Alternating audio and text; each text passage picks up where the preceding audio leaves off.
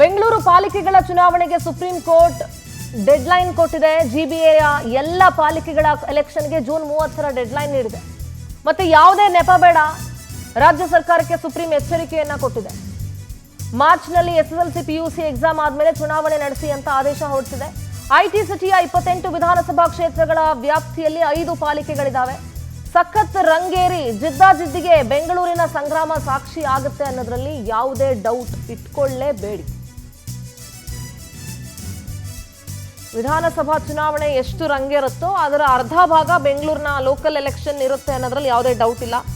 ಮತ್ತೆ ಸುಮಾರು 10 ವರ್ಷಗಳ ನಂತರ, ಅಂದ್ರೆ 2015ರಲ್ಲಿ ಚುನಾವಣೆ ನಡೆದಿತ್ತು. ಅದಾದ ನಂತರ ಇಲ್ಲಿಯವರೆಗೂ ಯಾವುದೇ ಚುನಾವಣೆ ನಡೆದಿಲ್ಲ. ಆಲ್ಮೋಸ್ಟ್ 10 ಇಯರ್ಸ್ ಆದಮೇಲೆ ಚುನಾವಣೆ ನಡೀತಾ ಇರೋದು. ಮತ್ತೆ 10 ವರ್ಷಗಳ ಬಳಿಕ ಬೆಂಗಳೂರು ಸ್ಥಳೀಯ ಸಂಸ್ಥೆ ಸಂಗ್ರಾಮ ಜನವರಿ 9ಕ್ಕೆ ಮೀಸಲಾತಿ ಕರಡನ್ನು ಪ್ರಕಟಿಸಿದ್ದು, ಆಕ್ಷೇಪಣೆ ಸಲ್ಲಿಸೋದಕ್ಕೆ ಜನವರಿ 23 ಕೊನೆ ದಿನ.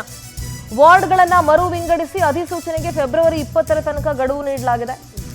ಮಾರ್ಚ್ 16ರ ಒಳಗೆ ಜಿಬಿಎನ 5 ಪಾಲಿಕೆಗಳ ಮತದಾರರ ಪಟ್ಟಿಯನ್ನ ಫೈನಲ್ ಮಾಡಬೇಕು.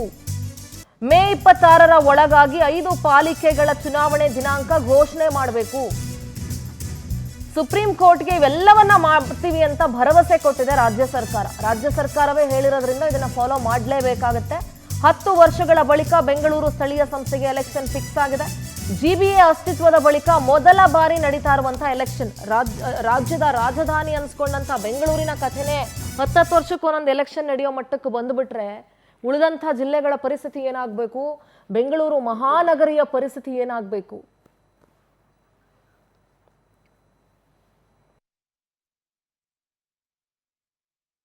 ನಾವು ಬಿಜೆಪಿ ಮೊದಲಿಂದಾನು ಚುನಾವಣೆ ಮಾಡಿ ಅಂತಾನೆ ಹೇಳ್ತಾ ಇದ್ದೀವಿ. ನಿಮಗೆ ವಾರ್ಡ್ಗಳ ಮೀಸಲಾತಿ ಮಾಡೋಕ್ಕಾಗಿಲ್ಲ ಅಂದರೆ 198ಗೆ ಮಾಡಿ ಅಂತಲೂ ನಾವು ಅಪೀಲ್ ಮಾಡಿದ್ದೀವಿ ಕೋರ್ಟ್ಗೆ. ನಾವು ಕೂಡ ಸುಪ್ರೀಂ ಕೋರ್ಟ್ಗೆ ಹೋಗಿ, ಆದರೆ ಈಗೆಲ್ಲ ವಾರ್ಡ್ಗಳು ಇವೆಲ್ಲ ಕ್ಯಾಟಗರಿ ಎಲ್ಲ ಮಾಡಿರೋದ್ರಿಂದ ಬೇಗ ಚುನಾವಣೆ ಮಾಡಿ ನಾವು ರೆಡಿ ಇದ್ದೀರಿ. ಈ ಚುನಾವಣೆ ಗೆಲ್ಲಕ್ಕೆ ರಾಜ್ಯದಲ್ಲಿ ಕಾಂಗ್ರೆಸ್ ಮಾಡಿರೋಂಥ ಗುಂಡಿಗಳೇ ಸಾಕು. ರಾಜ್ಯದಲ್ಲಿ ಬಿದ್ದಿರೋಂಥ ಗುಂಡಿಗಳು, ಅದರಲ್ಲಿ ಸತ್ತಿರೋಂಥ ಜನ ಪಾಪ, ಏಟ್ ತಿಂದಿರೋರು, ಕಸದ ರಾಶಿ ರಾಶಿ ಬಿದ್ದಿರುವಂಥದ್ದು, ಕಾನೂನು ಸುವ್ಯವಸ್ಥೆ ಹಾಳಾಗಿರೋದು, ಇದಕ್ಕಿಂತ ಬೇರೆ ವಿಚಾರಗಳೇನು ಬೇಕಾ? ಕಾಂಗ್ರೆಸ್ ಈ ಸರಿ ಬೆಂಗಳೂರಲ್ಲಿ ನೆಲ ಕಚ್ಚುತ್ತೆ. ಅಷ್ಟು ಪಾಪವನ್ನ ಮಾಡಿದ್ದಾರೆ, ಬೆಂಗಳೂರು ಜನತೆಗೆ ದ್ರೋಹವನ್ನು ಬಗೆತಾರೆ. ನಾವು ಚುನಾವಣೆಗೆ ರೆಡಿ. ಅದನ್ನ ನಮ್ಮ ರಾಷ್ಟ್ರೀಯ ನಾಯಕರು ತೀರ್ಮಾನ ಮಾಡ್ತಾರೆ. ಇನ್ನೇನು ಕೆಲವೇ ದಿನಗಳಲ್ಲಿ ಹೊಸ ನಮ್ಮ ರಾಷ್ಟ್ರೀಯ ಅಧ್ಯಕ್ಷರು ಸ್ವೇರಿಂಗ್ ಮಾಡ್ತಾರೆ. ಸುಪ್ರೀಂ ಕೋರ್ಟಲ್ಲಿ ಗ್ರೇಟರ್ ಬೆಂಗಳೂರು ಅಥಾರಿಟಿ ಚುನಾವಣೆಯನ್ನು ಜೂನ್ 31ರೊಳಗಡೆ ಮಾಡಬೇಕು ಅಂತೇಳಿ ಆದೇಶವನ್ನು ಕೊಟ್ಟಿದೆ. ಇವತ್ತು ಮೀಸಲಾತಿಯನ್ನು ಕೂಡ ಸರ್ಕಾರ ಕೋರ್ಟ್ಗೆ ಸಬ್ಮಿಟ್ ಮಾಡಿರ್ತಕ್ಕಂಥದ್ದು. ಒಂದು ಅನಿವಾರ್ಯವಾಗಿ ನಾವು ಜಿಬಿಎ ರಚನೆಯನ್ನು ಮೊದಲಿಂದ ಕೂಡ ವಿರೋಧವನ್ನು ಮಾಡಿದ್ವಿ. ಅವೈಜ್ಞಾನಿಕವಾಗಿ ಜಿಬಿಎ 5 ಭಾಗ ಮಾಡಿದಿರಿ ಅಂತಕ್ಕಂಥದ್ದು.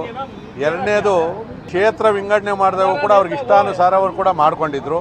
ಅದರದ್ದು ಅಬ್ಜೆಕ್ಷನ್ ಕೊಟ್ಟರು ಕೂಡ ಇವತ್ತು ಕಾಂಗ್ರೆಸ್ ಸರ್ಕಾರ ಅಂತಿಮವಾಗಿ ಚುನಾವಣೆಗೆ ಕೋರ್ಟ್ ಆದೇಶದ ಮೇರೆಗೆ ಅವ್ರು ಮಾಡಲೇಬೇಕಾಗ್ತದೆ. ನಾವಂತೂ ಚುನಾವಣೆಗೆ ಯಾವತ್ತೂ ಕೂಡ ಸಿದ್ಧವಾಗಿದ್ದೀವಿ. ಈಗಾಗಲೇ ಸಭೆಗಳನ್ನು ಕೂಡ ನಾವು ಮಾಡಿದ್ದೀವಿ. ಇನ್ನೊಂದು ವಾರದಲ್ಲಿ ಚುನಾವಣೆ ಆದರೂ ಕೂಡ ಭಾರತೀಯ ಜನತಾ ಪಾರ್ಟಿ ಎಲ್ಲ ಸಿದ್ಧತೆಗಳನ್ನು ಕೂಡ ಅವ್ರಿಗೆ ಏನೇ ಕುತಂತ್ರವನ್ನು ಮಾಡಿ ಮೀಸಲಾತಿಗಳನ್ನು ಅವ್ರು ಇಷ್ಟಾನುಸಾರ ಮಾಡಿದ್ರು ಕೂಡ ನಾವು ಚುನಾವಣೆಗಂತೂ ಸಿದ್ಧವಾಗಿದ್ದೀವಿ.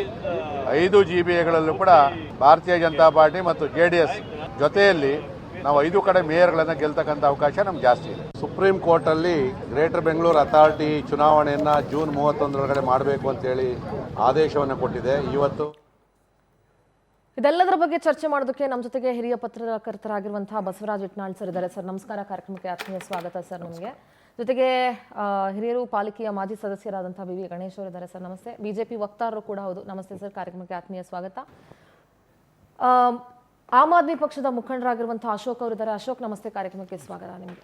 ನಾನು ಮೊದಲಿಗೆ ಎಲ್ಲರ ಹತ್ರ ಒಂದು ರಿಯಾಕ್ಷನ್ ತೊಗೊಂಡ್ಬಿಡ್ತೀನಿ. ಫಸ್ಟ್ ಹಿರಿಯ ಪತ್ರಕರ್ತರನ್ನ ಮಾತನಾಡ್ತೀನಿ. ಸರ್, ಆಫ್ಟರ್ 10 ಇಯರ್ಸ್ ಒಂದು ಲೋಕಲ್ ಬಾಡಿ ಎಲೆಕ್ಷನ್ ಆಗ್ತದೆ ರಾಜಧಾನಿ ಬೆಂಗಳೂರಿನಲ್ಲಿ. ರಾಜಧಾನಿ ಪರಿಸ್ಥಿತಿನೇ ಹೀಗಾಗ್ಬಿಟ್ರೆ ಉಳಿದಂಥ ಜಿಲ್ಲೆಗಳ ಪರಿಸ್ಥಿತಿ ಏನು ಅನ್ನೋ ಪ್ರಶ್ನೆ ಅಫ್ಕೋರ್ಸ್ ಬರುತ್ತೆ. ಇಷ್ಟು ವರ್ಷ ಅಲ್ಲಿ ಯಾರು ಕಾರ್ಪೊರೇಟರ್ಗಳಿಲ್ಲದೆ, ವಾರ್ಡಿನ ಸಮಸ್ಯೆಗಳು, ಬೆಂಗಳೂರಿನ ಸರ್ವತೋಮುಖ ಅಭಿವೃದ್ಧಿಗೆ ಎಲ್ಲದಕ್ಕಿಂತ ಇಡೀ ರಾಜ್ಯದ ಬಜೆಟ್ ಒಂದಾದರೆ ಬೆಂಗಳೂರಿನ ಬಜೆಟ್ಟೇ ಬೇರೆ ಆಗುತ್ತೆ. ಇಷ್ಟರ ನಡುವೆನೂ ಇಲ್ಲಿ ಸರಿಯಾದಂತಹ ವಾರ್ಡ್ಗಳ ಮರುವಿಂಗಡಣೆ ಆಗಿರ್ಬೋದು ಅಥವಾ ಪಾಲಿಕೆ ಸದಸ್ಯರ ಆಯ್ಕೆಗಳಾಗಿರ್ಬೋದು, ಇದು ಯಾವುದೂ ಕೂಡ ಸರಿಯಾದಂಥ ರೀತಿ ಆಗಿರಲಿಲ್ಲ. ಇದು ಯಾವುದೂ ಆಗದೆ ಈಗ ಚುನಾವಣೆಗೆ ಸುಪ್ರೀಂ ಕೋರ್ಟ್ ಎಚ್ಚರಿಕೆಯನ್ನು ಕೊಟ್ಟ ಮೇಲೆ ಇವರೆಲ್ಲ ರೆಡಿ ಆಗ್ತಾ ಇದ್ದಾರೆ. ಇವಾಗ ದ ಸೇಮ್ ಟೈಮ್ ಹಿಂಗೆಲ್ಲ ಆಗ್ಬಿಟ್ರೆ ಬೆಂಗಳೂರಿನ ಸರ್ವತೋಮುಖ ಅಭಿವೃದ್ಧಿ ಹೆಂಗೆ ಎಕ್ಸ್ಪೆಕ್ಟ್ ಮಾಡೋದು ಅಂತ ಬಹಳ 2-3 ಪ್ರಶ್ನೆಗಳಿದಾವೆ ನಿಮ್ಮ ಮಾತಲ್ಲಿ. ಹಾಂ ಸರ್. ಅದು ಮೊದಲನೇದು, ಈ ಕೇವಲ ಬೆಂಗಳೂರಿನ ಸಮಸ್ಯೆ ಇದೆಲ್ಲ ಅಥವಾ ಬೇರೆ ಯಾವುದೋ ಒಂದು ಪಾಲಿಕೆದಲ್ಲ. ಎಸ್ಪೆಷಲಿ ದೇಶದ ಅತ್ಯಂತ ಪ್ರಮುಖ ನಗರ ಪಾಲಿಕೆಗಳು, ಈಗ ಮುಂಬೈ ನಗರ ಪಾಲಿಕೆನೂ ಚುನಾವಣೆ ನಡೀತಾ ಇದೆ. ಅದು ಕೂಡ ಮೂರುವರೆ ವರ್ಷ ಚುನಾವಣೆ ನಡೆದಿಲ್ಲ. ಏನಾಗುತ್ತೆ ಅಂದರೆ ರಾಜ್ಯದ ರಾಜಧಾನಿಗಳು ಪಾಲಿಕೆಗಳೇನಿದ್ದಾವೆ, ಅದು ದೆಹಲಿ ಪಾಲಿಕೆ ಆಗಲಿ, NDMC ಆಗಲಿ, DMC ಆಗಲಿ, BMC ಆಗಲಿ, ಮುಂಬೈ ಆಗಲಿ, ಅಥವಾ Calcutta, Hyderabad, Bengaluru, these are engines of economic growth. ಇಲ್ಲಿ ಎಕನಾಮಿಕ್ ಟರ್ನ್ ಓವರ್ ಜಾಸ್ತಿ ಇರ್ತದೆ ಮತ್ತು budgetary allocation is very huge. Mumbai corporation budget 75-76 ಸಾವಿರ ಕೋಟಿ. BBMP ಅರ್ಸ್ಟ್ರಲ್ BBMP ಬಜೆಟ್ ಸೈಜು 15 ಸಾವಿರ ಕೋಟಿ ಅಂದಾಜು, ಹೆಚ್ಚು ಕಡಿಮೆ. ಸೊ ಹೀಗಿರುವಾಗ ಈ ಥರದ ಒಂದು ದೊಡ್ಡ ಮೊತ್ತದ ಖರ್ಚು ವೆಚ್ಚದ ಒಂದು ಸಮಸ್ಯೆ ಅನ್ನೋದಕ್ಕಿಂತ ಆ ರೀತಿಯ ಒಂದು ಕಾರ್ಯಕ್ರಮ ಇರುವಾಗ ಕೇಂದ್ರೀಕೃತವಾಗಿ ಅಧಿಕಾರದಲ್ಲಿ ಕೂತಿರ್ತಾರಲ್ಲ, ಮುಖ್ಯಮಂತ್ರಿ ಆಗಲಿ, ಪ್ರಧಾನಮಂತ್ರಿ, ಇವರು ಅಧಿಕಾರವನ್ನು ಬಿಟ್ಟು ಕೊಡೋದಕ್ಕೆ ಹಿಂಜರಿತಾರೆ. ಅದು ಕಾಂಗ್ರೆಸ್ ಆಗಲಿ, BJP ಆಗಲಿ, JDS ಆಗಲ್ಲ ಅಲ್ಲ. ಈಗ ಚುನಾವಣೆ 2020ಕ್ಕೆ ಮುಗಿದೋಯ್ತು, ಕಳೆದ ಪಾಲಿಕೆ ಟರ್ಮ್ 20ಕ್ಕೆ ಮುಗೀತು, 26ರಲ್ಲಿದ್ದೀವಿ ನಾವೀಗ. 5 ವರ್ಷದಲ್ಲಿ JDS ಮುಖ್ಯಮಂತ್ರಿನೂ ಆಗಿದ್ದಾರೆ, BJP ಮುಖ್ಯಮಂತ್ರಿನೂ ಆಗಿದ್ದಾರೆ, ಕಾಂಗ್ರೆಸ್ ಮುಖ್ಯಮಂತ್ರಿನೂ ಆಗಿದ್ದಾರೆ. ಯಾರಿಗೂ ಅವಸರ ಇಲ್ಲ. ಯಾಕಂದ್ರೆ ಮತ್ತೊಂದು ತಲೆನೋವು, ಮತ್ತೊಂದು elected body. Virus constitution provides for stronger local bodies. ನಮ್ಮ ಪಂಚಾಯತ್ ರಾಜ್ ಮತ್ತು ಕಾನ್ಸ್ಟಿಟ್ಯೂಷನ್ 73 and 74th ಅಮೆಂಡ್ಮೆಂಟ್ ಪ್ರಕಾರ urban local bodies and rural local bodies ಸಂಪೂರ್ಣ ಸ್ವಾಯತ್ತತೆ ಕೊಡಬೇಕಂತಿದೆ. ಆ ಸ್ವಾಯತ್ತತೆ ಕೊಟ್ಟುಬಿಟ್ರೆ ಇವರ ಅಧಿಕಾರಕ್ಕೆ ಒಂದು ಕಡಿವಾಣ ಬಿದ್ದಂಗೆ ಆಗ್ತದೆ. ಅಲ್ಲಿನ ಸ್ಥಳೀಯ ಶಾಸಕ ಆಗಲಿ, ಸ್ಥಳೀಯ ಮಂತ್ರಿ ಆಗಲಿ, ಅಥವಾ ಮುಖ್ಯಮಂತ್ರಿ ಆಗಲಿ. ಸೊ ನೋಡಿ, ಈಗ ಬೆಂಗಳೂರು ಅಭಿವೃದ್ಧಿಗೆ ಒಬ್ಬ ಮಂತ್ರಿ ಇದ್ದಾರೆ. ಹಾಗಿರುವಾಗ ಇಲ್ಲೊಬ್ಬ ಗಟ್ಟಿಯಾದ ಮೇಯರ್ ಇದ್ದುಬಿಟ್ರೆ, ಒಂದು ಎಲೆಕ್ಟೆಡ್ ಬಾಡಿ ಇದ್ದುಬಿಟ್ರೆ ಅಷ್ಟರ ಮಟ್ಟಿಗೆ ಅವ್ರಿಗೆ ಕಡಿವಾಣ ಆಗುತ್ತಲ್ಲ. ಸೊ ಈ ರೀತಿ ಅನೇಕ ಚಿಂತನೆಗಳು, ಅದು ಕೆಲವೊಂದು ರಾಜಕೀಯ ಪಡಸಾಲೆಯಲ್ಲಿ ಚರ್ಚೆ ಆಗ್ತವೆ, ಕೆಲವೊಂದು ಮುಚ್ಚಿದ ಬಾಗಿಲುಗಳಲ್ಲಿ 4 ಗೋಡೆಗಳ ಮಧ್ಯೆ ಬೇರೆ ಬೇರೆ ವಿಚಾರ ಇರ್ತವೆ, ಕ್ಲೋಸ್ ಡೋರಲ್ಲಿ ಬೇರೆ ಇರ್ತವೆ. ಆದರೆ ಸುಪ್ರೀಂ ಕೋರ್ಟ್, ಹೈಕೋರ್ಟ್ ಬಿಡಿ, ಈಗ ಶ್ರೇಷ್ಠ ನ್ಯಾಯಾಲಯ ಹೇಳಿದ ಮೇಲೇ ಮಾಡೋ ಪರಿಸ್ಥಿತಿ ಬಂದಿದೆ ಅಲ್ಲ. That tells us what is commitment of our political system towards democracy at grass root level, ನೆಲಮಟ್ಟದಲ್ಲಿ ಡೆಮೋಕ್ರಸಿಗೆ. ಯಾಕೆ ಇದು ಕೂಡ ಏನು ಮಾಡಿದ್ದಾರೆ, ಈಗ ಕಳೆದ 10 ವರ್ಷದಲ್ಲಿ ಏನೇನು ಬದಲಾವಣೆ ತೊಗೊಂಬಂದರು. ಮೊದಲು BBMP ಇತ್ತು, BBMP ಆ್ಯಕ್ಟ್ ಮಾಡಿದರು, ಆಮೇಲೆ ಗ್ರೇಟರ್ ಬ್ಯಾಂಗ್ಳೂರ್ ಗವರ್ನೆನ್ಸ್ ಬಿಲ್ ತೊಗೊಂಬಂದರು. ಇದೆಲ್ಲವನ್ನು ನೋಡಿರಿ ನೀವು, ಈ ಸ್ಟ್ರಕ್ಚರ್ ನೋಡಿ, GBA ಸ್ಟ್ರಕ್ಚರ್ ನೋಡಿ. ಅದು ಕಾನ್ಸ್ಟಿಟ್ಯೂಷನಲ್ ಅಮೆಂಡ್ಮೆಂಟ್ ಏನಿದೆ, 74th ಅಮೆಂಡ್ಮೆಂಟು, ಆ UL ಅರ್ಬನ್ ಲೋಕಲ್ ಬಾಡಿ, ಈಗ ಫಾರ್ ಎಕ್ಸಾಂಪಲ್ ಒಂದು ಕೇಂದ್ರ ಪಾಲಿಕೆ ಅಂತ ಇಟ್ಕೊಳ್ಳಿ, ಅಥವಾ ಒಂದು ಪೂರ್ವ ನಗರ ಪಾಲಿಕೆ ಅಂತ ಇಟ್ಕೊಳ್ಳಿ ಬೆಂಗಳೂರಲ್ಲಿ, ಅದು ಸ್ಟ್ರಾಂಗ್ ಆಗಿರ್ಬೇಕು. ಆ್ಯಕ್ಚುಲಿ ಕಾನೂನು ಪ್ರಕಾರ that has to be strongest organisation, because ಅದು ಡೆಮೋಕ್ರೆಟಿಕ್ಲಿ ಎಲೆಕ್ಟೆಡ್ ಆರ್ಗನೈಸೇಷನ್. ಅದು 3rd ಟೈರ್ ಆಫ್ ಗವರ್ನೆನ್ಸ್. ಅದರ ಮೇಲೆ ಗ್ರೇಟರ್ ಬೆಂಗಳೂರು ಅಥಾರಿಟಿ ತಂದಿರ್ತಾರೆ. ಅಂದರೆ ಅಲ್ಲಿ ಮೇಯರ್ ಆದರೂ ಕೂಡ ಆ ಮೇಯರು ಈ ಗ್ರೇಟರ್ ಬೆಂಗಳೂರು ಅಥಾರಿಟಿ ಹೇಳಿದಂಗೆ ಕೇಳಬೇಕಾಗ್ತದೆ, ಅಥವಾ ಅವರ ಅಭಿಪ್ರಾಯ ಕೇಳಬೇಕಾಗ್ತದೆ. ಮೇಯರ್ ಬರೀ ನೆಪಕ್ಕೆ ಮಾತ್ರ ಹಂಗೆ ಮಾಡಿದಾರಲ್ವ ಈಗ. So this they wanted.